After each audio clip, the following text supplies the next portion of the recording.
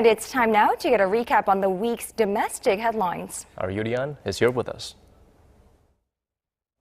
Good evening now. President Park Geun-hye's decision to turn down Prime Minister Chung Hong-won's offer to resign after two failed attempts to appoint a new prime minister was dealt with heavily by the today's papers. You see Prime Minister Chung Hong-won on the front pages here. And let's take a look at the 중앙일보, which published a political cartoon that pokes fun at the entire ordeal. You can see Prime Minister Chung's legs on the right and President Park on the left holding a shovel. Now, it looks like she has just dug him out of a deep hole, and she's seen cheering him on, but in a meek voice and timid manner.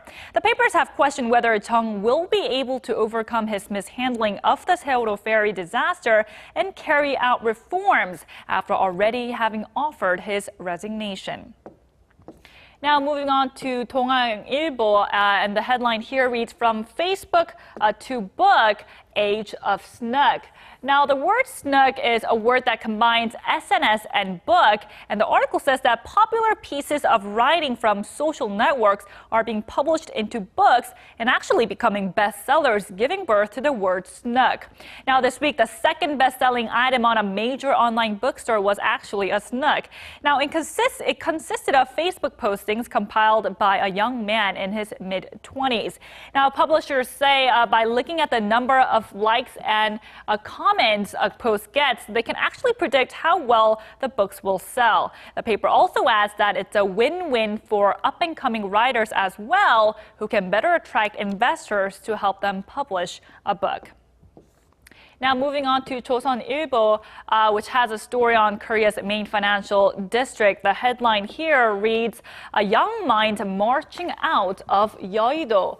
Now, Yeouido is an area in Seoul that is Korea's equivalent of Wall Street, and the article says the financial district is losing young business minds. Now, zooming in closer, taking a look at the graph here, the darker line in the graph shows the falling proportion of those in their 20s and 30s. While the lighter line below shows the rising proportion of 30 and 40-somethings. This is because companies are cutting down on new employment or choosing not to hire anyone at all as they see their profitability falter due to the slowing economy. Now, naturally, already employed 20 to 30-year-olds feel more of a burden on their shoulders.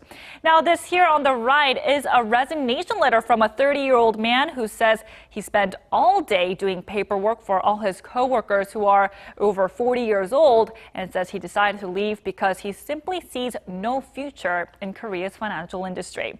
Now that does it for this week's look at some of the eye-catching stories in the Korean press.